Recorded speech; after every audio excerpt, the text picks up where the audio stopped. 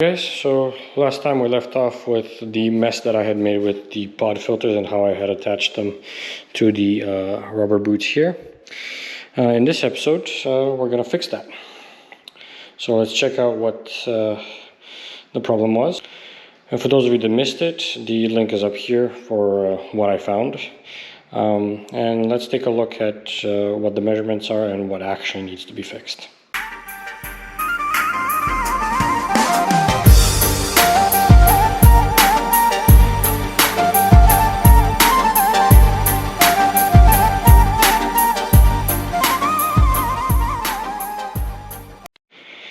So the problem that I have is that the opening here is anywhere between 65 and 66 millimeters when it's at its tightest, like this.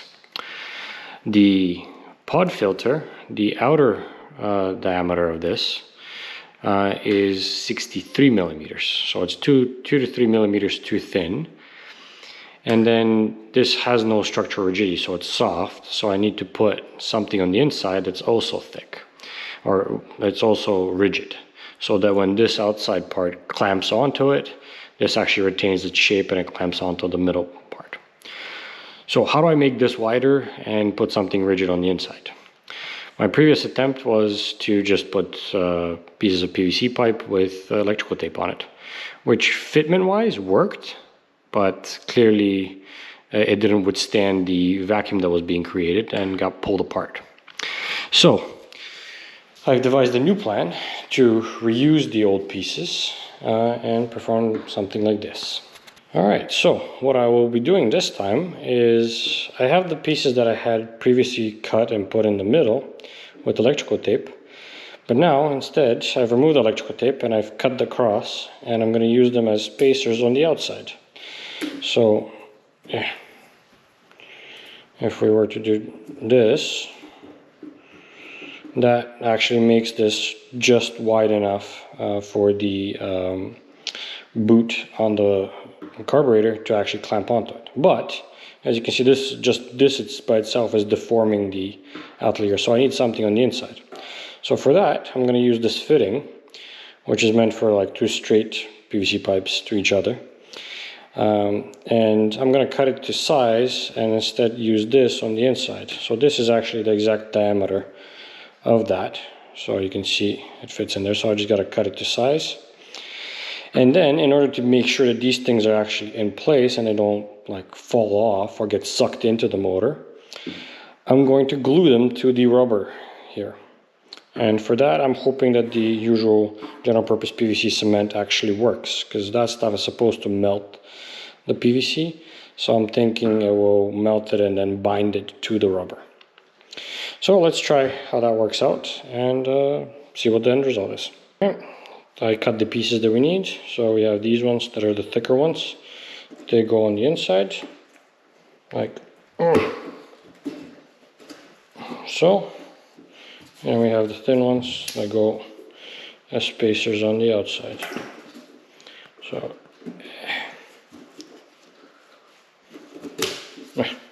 come on,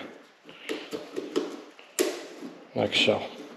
So the end result ends up still being round, and it's thicker, so that we can actually clamp things. So that has that structural rigidity, so it can squeeze all around. Alright, so let's glue these things in place and try it out. I did a quick test fit, and if I do this what I originally planned to, it does fit. However, the boot on the carburetor gets pretty much tightened to the max, and then if I grab this under and pulled up, it took quite a bit of force, but I was able to pull it out. So instead, what we're going to do is we're going to make two of these spacers and make this thing even thicker. So glue one to the rubber and the other one on top of that one, essentially overlapping like this, creating a full circle and making it much thicker. And then this, now when I test fitted it, was actually wide enough so that I can tighten the boot, so I couldn't lift this off. So this, I think, is going to be the final result. We're going to glue the inside, glue the outside, glue the second spacer on the outside, and then go from there.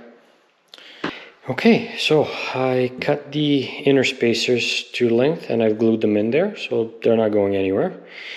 And I cut more spacers for the outside. So what we're going to do is essentially have one of these on top, and then this piece will kind of complete the loop so it fully covers the whole circle.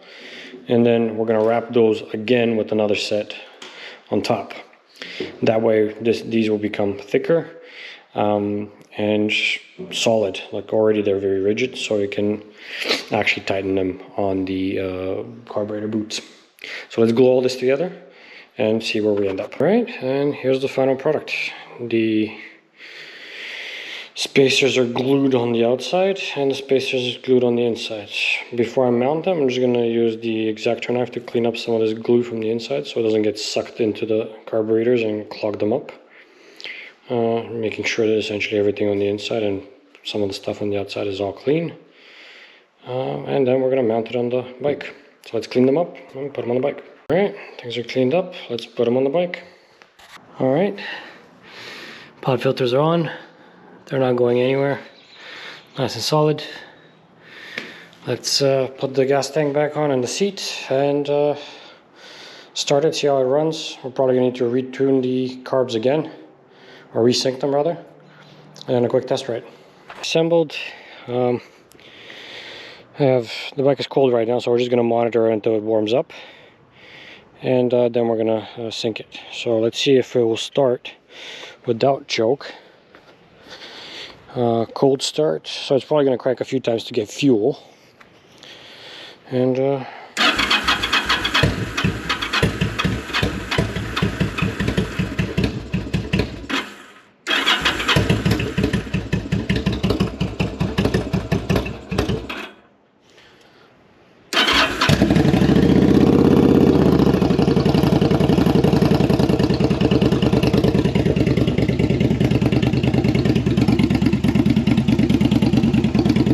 starts and it idles. It is uneven, it's more to one side, so I think positive is more, so the rear cylinder is pulling more. All right, and the bike is now idling beautifully. No choke.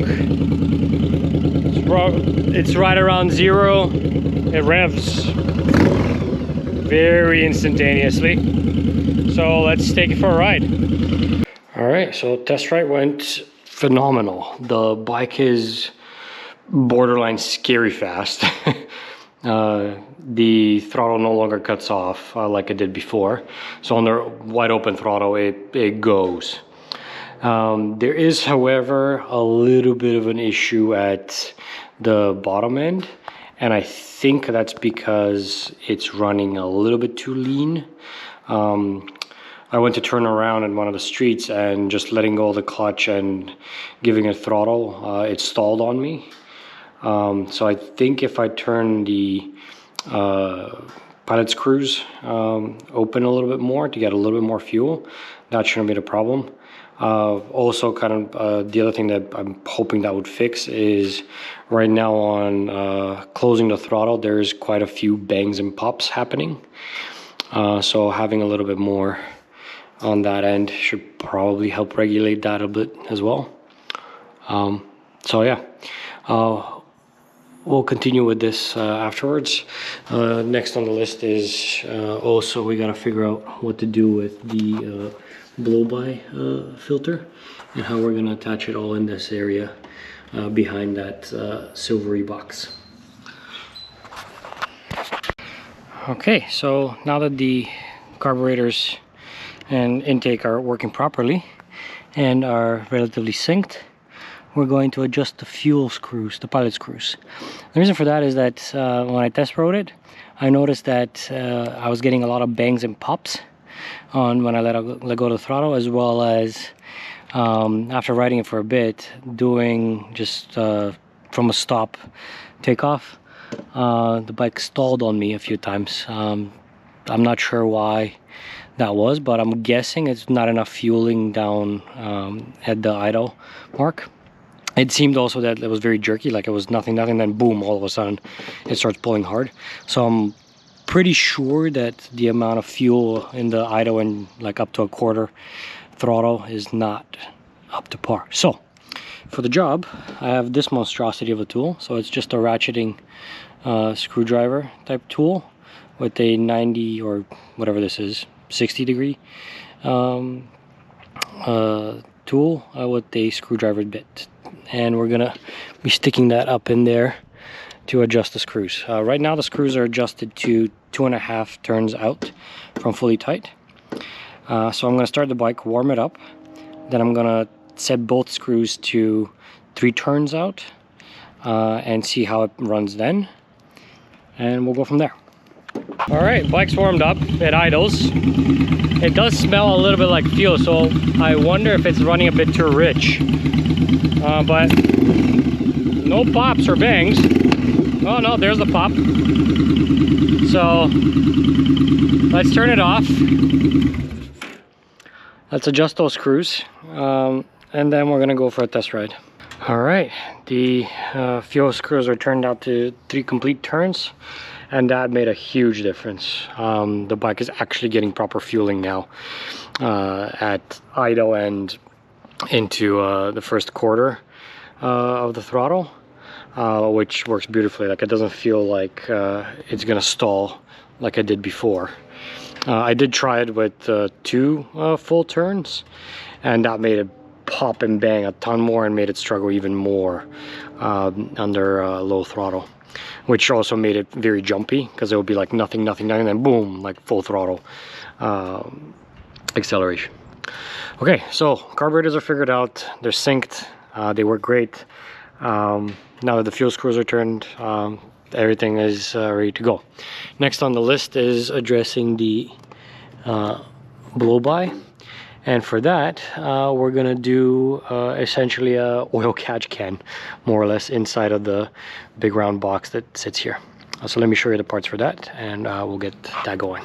Okay, so the plan for that is literally this. So we're gonna take this 3/8, or sorry, no, this 1/2 inch vinyl tubing.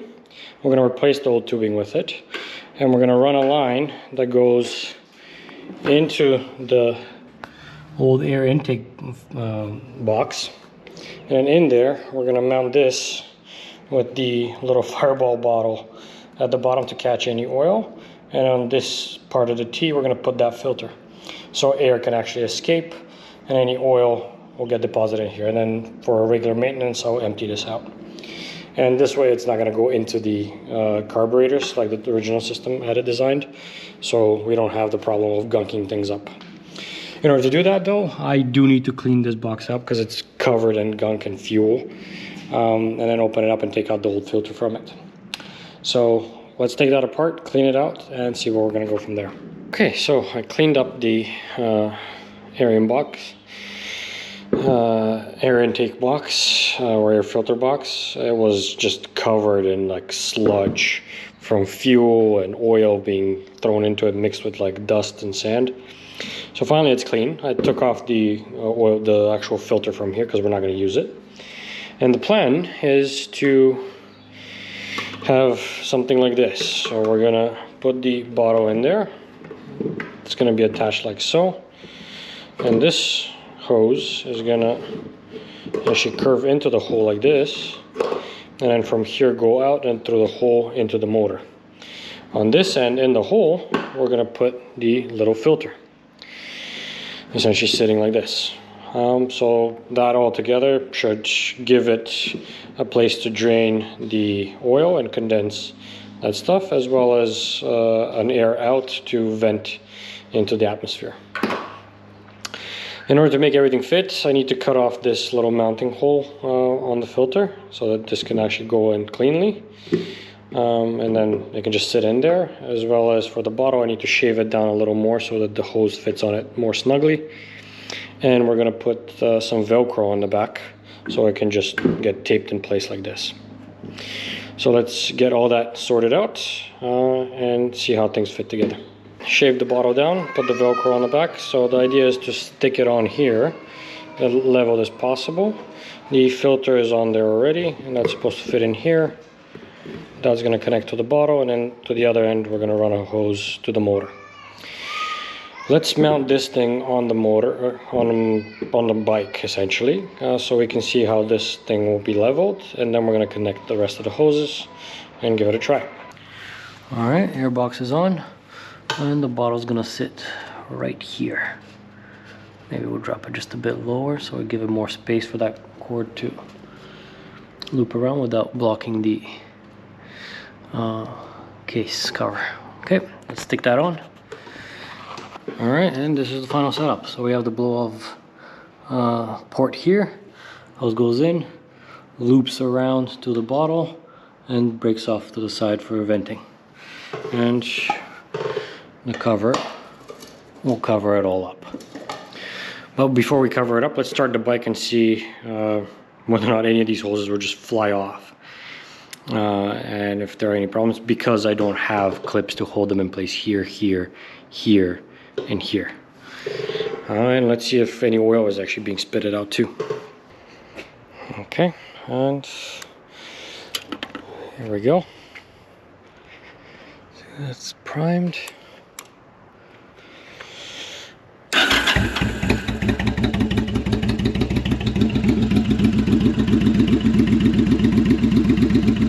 Seems to hold pretty good. Nothing crazy. It's not blowing it out of the top, so that's good. This is staying on, which is also good. The connections are good. I wonder if the bottle connection is just gonna slip over time. That'd be curious to see. Either way, I probably should get ties to cover them up and hold them in place.